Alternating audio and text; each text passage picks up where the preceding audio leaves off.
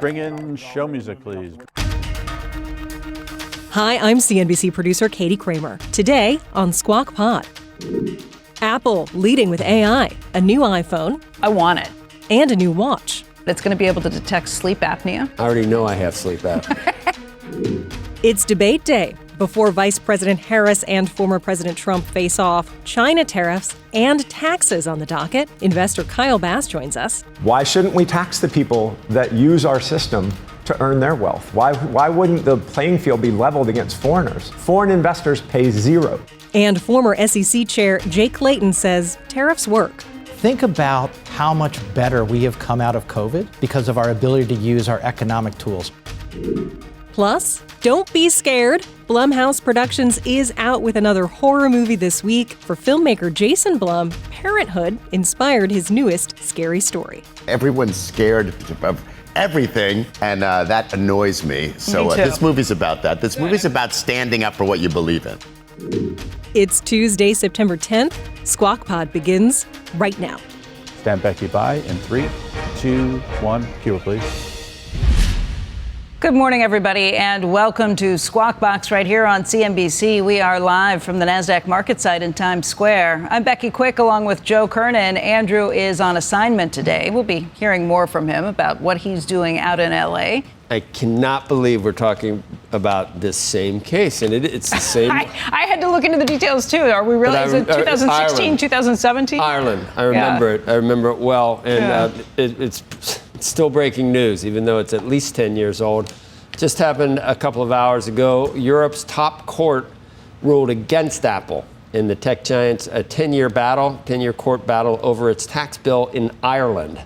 In 2014, the European Commission opened an investigation into Apple's tax payments in Ireland, the tech giant's headquarters in the European Union. In 2016, the Commission ordered the country to recover $14.4 billion in back taxes from the tech giant, saying Apple had received illegal tax benefits from Ireland over the course of 2 decades. I don't know, Ireland's corporate tax rate was down really in low. In the low teens. It was trying to attract technology. Exactly. Technology companies coming in, yeah. Apple, meanwhile, says it's disappointed with the ruling. I don't know if it's the end or not, but, you know, after 10 years, how much money is that to Apple at this point? It's a real number, obviously. I just wonder what happens with that, because I don't know. I don't know how that. Did they have it in escrow in the meantime? Does it go through?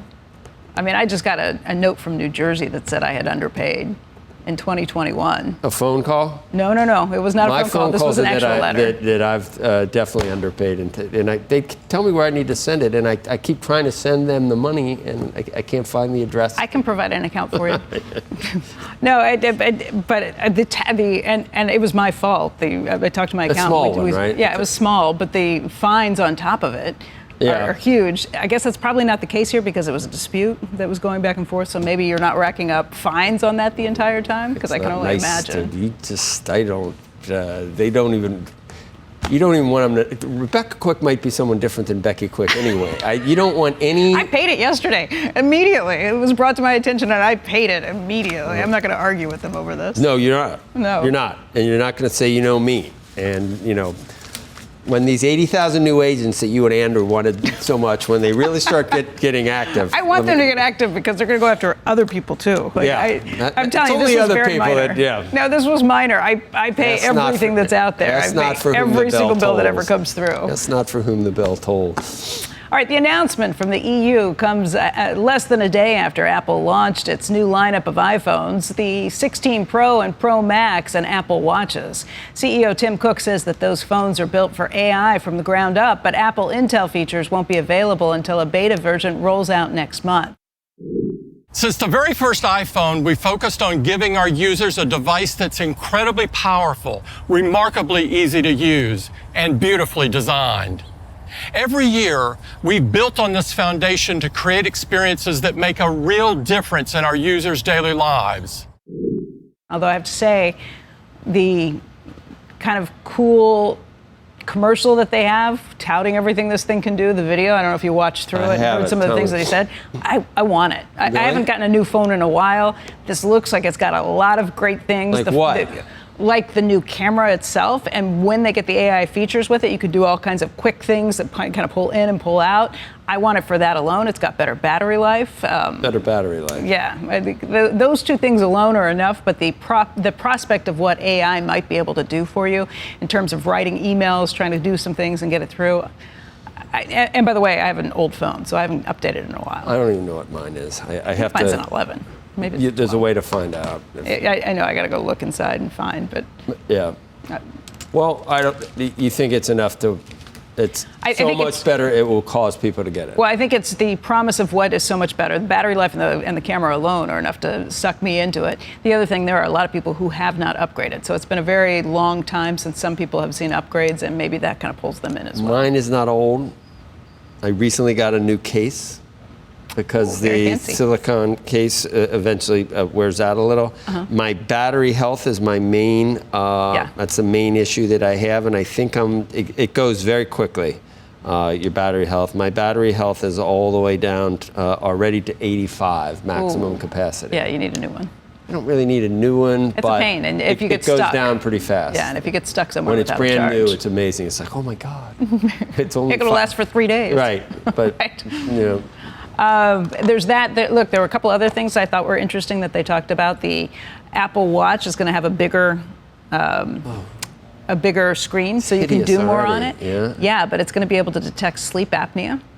Really? Yeah, I think I that's one already of the know things. I have sleep apnea. It's a needed. The AirPods are going to be able to eventually be turned into hearing aid devices, so I'm kind of on board with those Oh my features too. God. All these things. It's the Apple Health push that they've been doing to be able to do more and Right. more things, and I think that's cool. And that is all good. Yeah.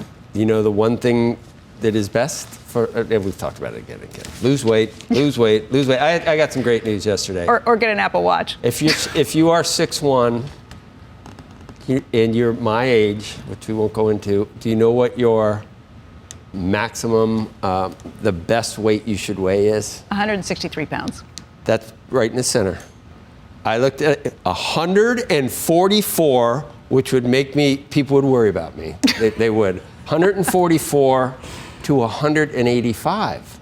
So I've down 20 Yeah, right. like already. Yeah. And I'm supposed to get another, just to get to the high end, I need another 17 pounds. Seriously? Yeah. I don't think I'd A look. lot. That sounds like you'd be emaciated. I know, and that's to get to a decent, to get to a BMI of 20.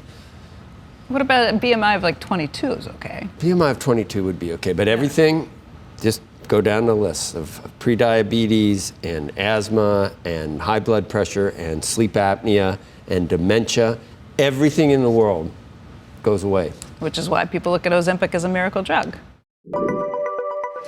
Go for launch. 2, 1, ignition, and go Falcon, go Polaris. And there's nothing like, says here, a rocket launch in the morning. That's an ode to David Faber, that great piece he wrote years ago. The Polaris Dawn, who was having us write stuff? It was when CNBC.com. Pamela Thomas Graham did. I think it does. Was it really? That's who it was. This is when they wanted us to write stuff for .com. We have had some different people. Well, just by definition, we've had a lot of different people over 35 years that have been in charge. The Polaris Dawn mission lifting off a short time ago from the Kennedy Space Center in Florida. The SpaceX crew Dragon on board a Falcon 9 rocket carrying private astronauts Jason Isaacman. These guys are all pretty cool, and gals. Scott Poteet, Sarah Gillis, and Anna Menon. They will use SpaceX-designed suits to attempt the first all-civilian spacewalk. They're also going to undertake a number of experiments and tests, including on the Starlink-based communication system, and they're going to perform scientific research on human health during that space flight. The mission is slated to carry the crew to an altitude of 870 miles above the Earth's surface. It would be the highest that humans have gotten since the final moon mission in 1972, and the first civilian spacewalk, the highest civilian spacewalk. I forgot to be nervous because it was last week. They tried a couple of times to do this, and we talked about how at this point there's been a lot of SpaceX Trump launches and Polaris launches. So it should go well, but you always can't help being But the former astronaut Mike Massimino, who we spoke with a couple of weeks ago, he said that anytime you did a spacewalk, that was really heightened tensions because there are so many things that could go wrong. Our spacesuits weren't compatible with NASA space. And Mike Massimino definitely was like the XXL, big and tall man. Yeah. The spacesuit. That guy he's very tall. He's a monster. Yeah. I know, but yeah, if it were him, he would be very excited. He said he was really looking forward to this. Even if he was going, he'd still be excited. Not so much for you and I think. No. Not gonna do it. By the way, wanted to mention James Earl Jones passing away yesterday at the age of 93. I noted that, and I noted the coverage. I mean, he was great, and I just couldn't help just watching the different networks cover it, because one network talked about how he was the voice of their network over and over and over and over and over again, which I immediately thought of because we all think of that. This is CNN. Exactly. Right. Another network, I didn't watch it all day long, but at least the first couple of times, no mention of that. I don't know why. Geez, it's just not a. It's like, oh yeah, he was what was he? Darth Vader. The thing he was most well known for was a role that he wasn't even credited with. The thing he was most well known for was that. Darth Vader. I think Darth Vader more than anything. I mean, of course, the second thing that pops in my head is CNN. I was a Star Wars fan. When you're ubiquitous with a global news network for how many years was it?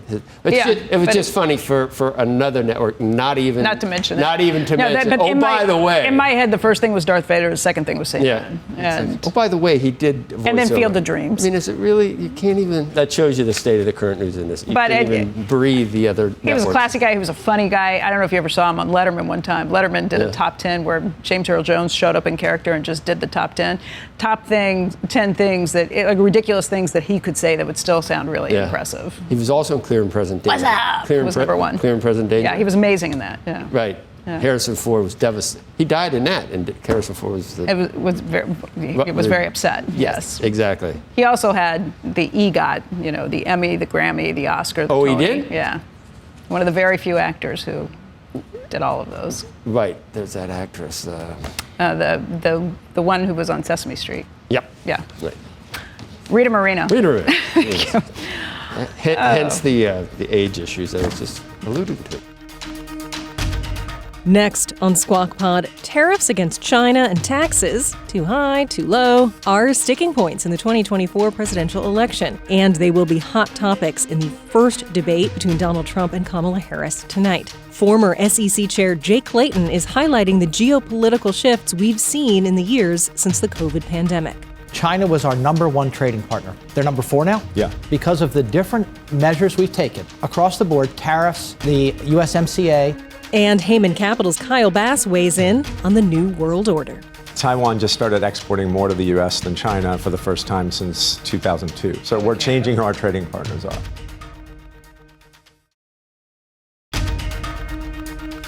This is Squawk Pod. Stand by, Joe. His mic, cue. You're watching Squawk Box on CNBC. I'm Joe Kernan along with Becky Quick.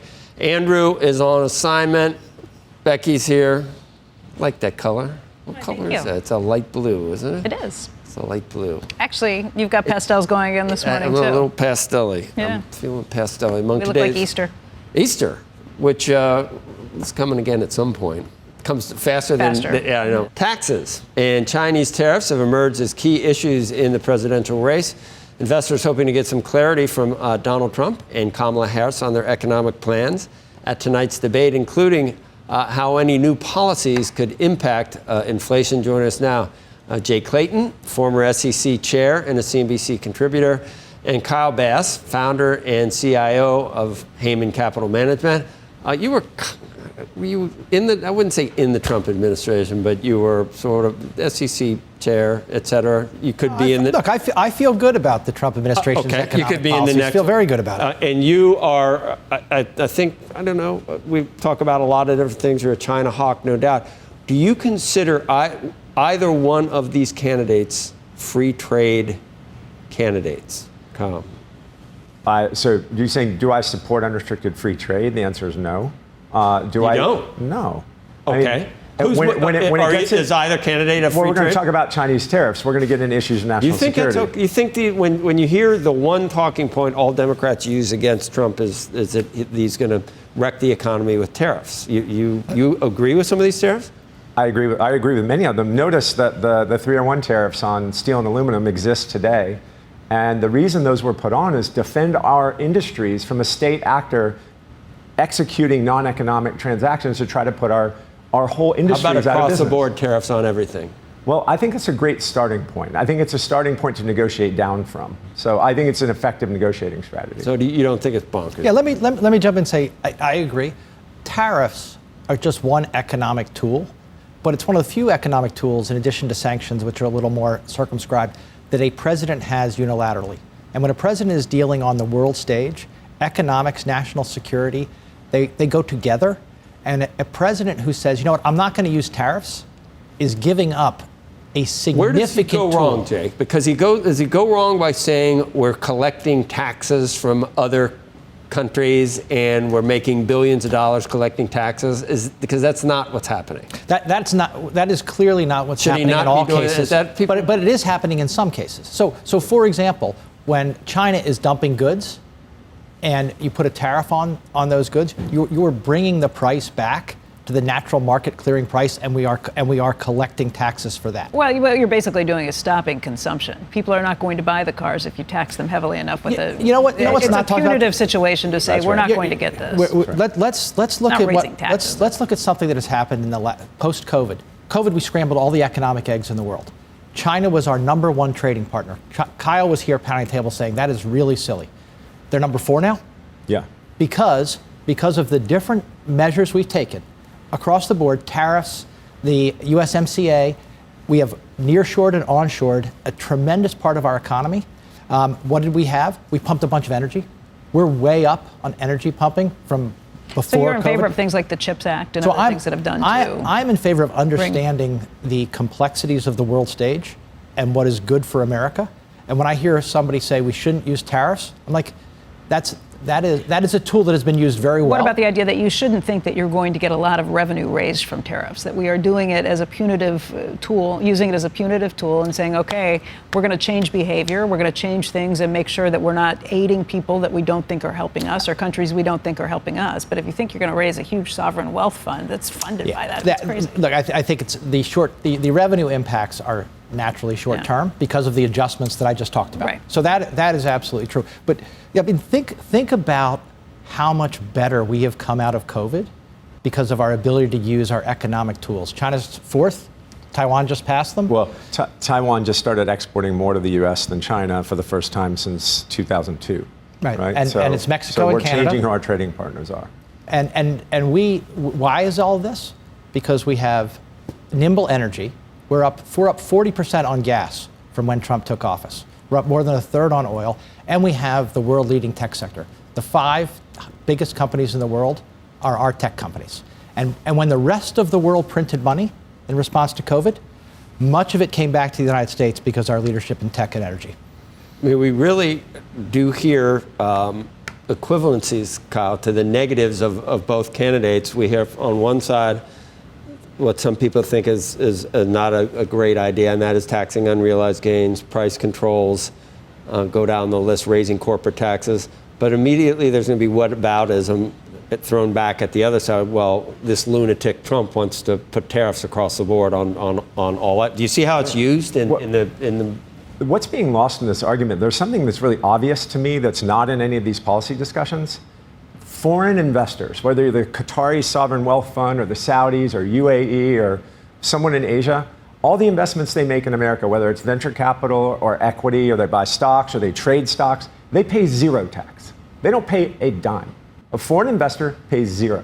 Why don't we level the playing field? Why are we going after American citizens that have worked so hard to get to this wealth? And we're talking about crazy unrealized gains taxes. I think that's insane. That will kill capital formation. But why shouldn't we tax the people that use our system to earn their wealth? Why wouldn't the playing field be leveled against foreigners? Foreign investors pay 0. It's actually hard for me to believe. And no one's picking this up. Why wouldn't we do that? Why wouldn't we do that before we ever talked about doing something else taxing Americans? It makes no sense to me. Right. What do you gentlemen expect for tonight, Jay? What do you expect? It's ABC. Trump is tariffs. Tariffs are bad. He's going to increase inflation. From the Trump side, I think, emphasize that the pre-COVID economy, 3% growth, 3% real wage growth, 3% unemployment, all with low inflation, was the result of comprehensive policies. Hopefully we'll have a more substantive discussion than just tariffs are bad.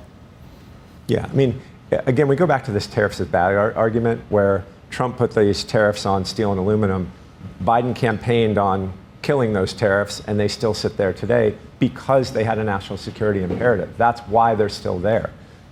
They weren't enough on aluminum because China ended up putting our big aluminum smelters out of business. So to take this broad brush and say they're bad, just to Jay's point earlier about the complexity of the world, you have to target things when you're trying to protect industries from reliance on bad guys. It'd be like relying on Germany to make our ammunition in 1938. We don't want to do that.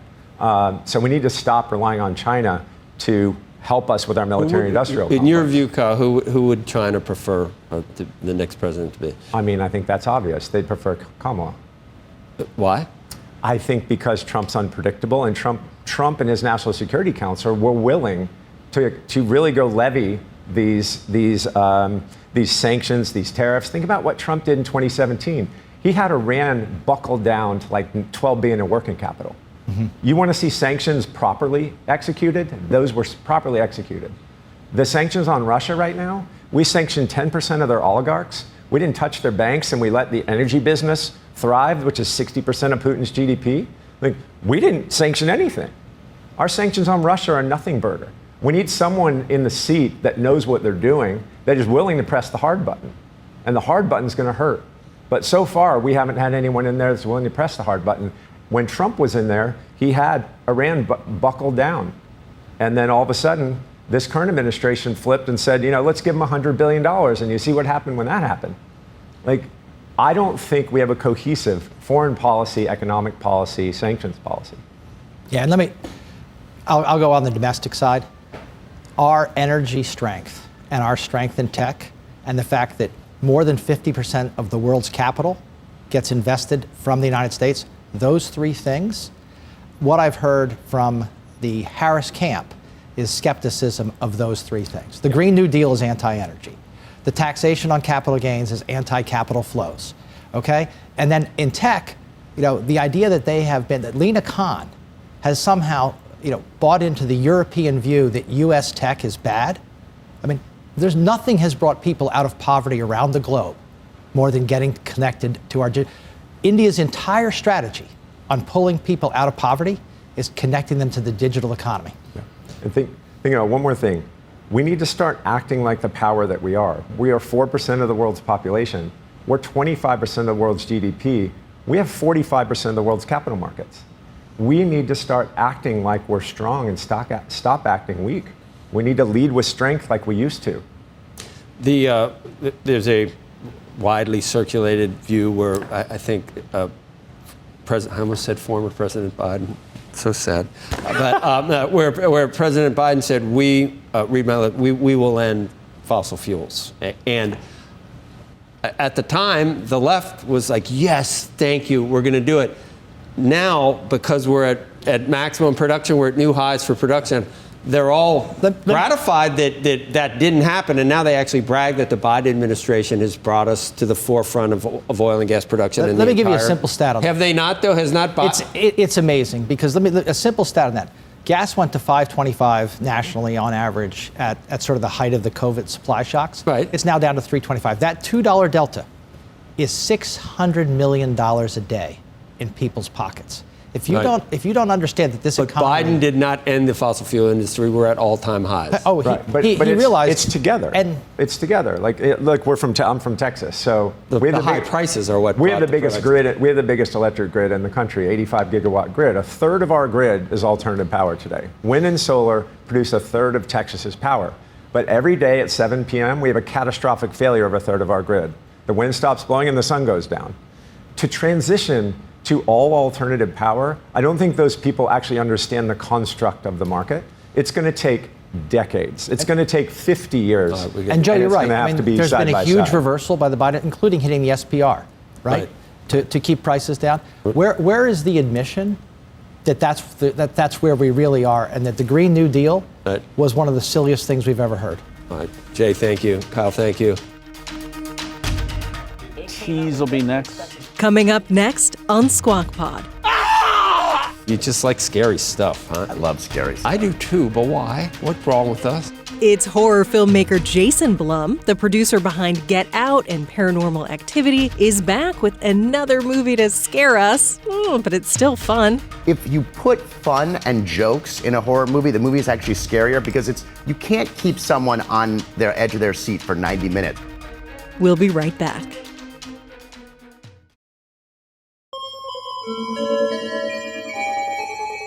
Welcome back to Squawk Pod. Spooky season is upon us, which means horror films are on the brain and in theaters. One comes out this Friday, and it's from the same team that brought you Get Out, Paranormal Activity, Halloween, the new ones, and Five Nights at Freddy's. Here's Becky with more. Blumhouse Pictures' latest release, Speak No Evil, is coming to theaters this week. The film is expected to follow the studio's tradition of turning low-budget horror movies into major box office successes. Joining us right now is Jason Blum. He is Blumhouse Productions' founder and CEO. We should mention, many of Blumhouse's movies are owned and distributed by Universal Studios, which, like CNBC, is a unit of Comcast. But Jason is a friend of the show, has been around for a while and coming in and talking to us about this stuff. And Jason, I have so many things I want to talk to you about what's happening in the content business right now. But why don't we start with the film that's out? Because this, like all of your films, scares me to death, even when I'm just looking at the trailers at this point. The run, the little passage of the word run when the kids are kind of passing that over, and James McAvoy, like seeing what's happening here. What's this film about? What really jumped out at you, and why'd you make it? This is our second film with James McAvoy, and it's a remake of a Danish film. And what I was drawn to about the movie, what the movie is really about, is that currently, and for the last few years, I think we, especially parents, have a tendency to overplease. We're too polite. We're scared to kind of say how we really feel. And this is about a family that gets in a situation where they're over-pleasing to the point of actually putting their child in danger. And I thought that theme resonated with me. There's this herd mentality in my kids' schools. So that's what first caught me about the movie. Yeah, like these stupid yes days where you're not allowed to say no to anything your kids ask. Exactly. Never doing one of And those. everyone's scared of the school. They're scared to, everyone's scared of everything.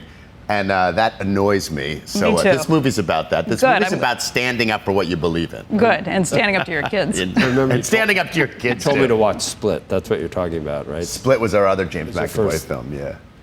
Did you like that one? I loved it. Yeah. good. M. Night was the director. That was Knight's movie. Yeah. We did 3 movies with Knight. We did The Visit, Split. So what is it with you? I mean, you just like scary stuff, huh? I love scary stuff. I do too, but why? What's wrong with us? Well, When I was. She's getting a list. I'm getting the list out for Joe. You're getting the list. Let's see. I liked all different kinds of movies when I was younger in the beginning of my career. But what I found with scary movies is I loved independent movies that could be distributed by a studio. And really, horror movies are the only genre that you can make low-budget independent movies and have a studio release them. So I was really attracted to that part of scary movies. And now we've been kind of building. What I'm building is a company that, what I want Blumhouse to be is like what Disney is to family. I want Blumhouse to be to scary. So we have a big year next year. We have 10 movies coming out next year, which is almost twice as much as we've ever had before. We have 5 shows. We have 3 video games, and we have a handful of live events. So I'm trying to scare people in all different media. Oh my gosh, when's the theme park coming? The theme park's coming soon. We're a part of Halloween Horror Nights now, which is. I was joking. No, we know it's true. We're a big Halloween Horror Nights happens in Los Angeles and Orlando, and there are multiple mazes and kind of experience based on movies, and we have 5 movies. with mazes in Orlando and Los Angeles. I mean, true terror you can go too far, I think, maybe. What's that? True terror, I think you could almost go too far. I don't think you do, typically. What's true? What do you mean? True terror, things that happen in this world. Yes. I think you could go too far. Yes, I think of a movie like almost like Hostel, or you would not do that. No, we don't do. The most violent movie we did was The Purge and Halloween were like that, but it still wasn't as violent. But not even just violence, but it can be. I mean, it can almost be too depraved. Yeah.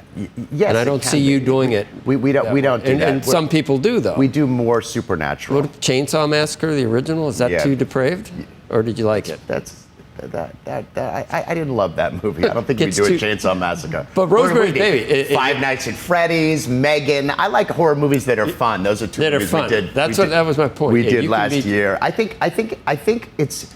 If you put fun and jokes in a horror movie, the movie is actually scarier because you can't keep someone on their edge of their seat for 90 minutes. Mm-hmm. You have to get them to relax. Yeah. So we put jokes and we put fun stuff in, and then you scare them, and you're more scared because you're not expecting it. Who's your demographic? Because I watched a lot more scary movies when I was a teenager than our demographic is younger, but surprisingly more young women than men. Really? We're 55% women, 45% men. So young women take their boyfriends to horror movies. Isn't that funny? Yeah, then we can cuddle. And you can cuddle, exactly. And hold hands.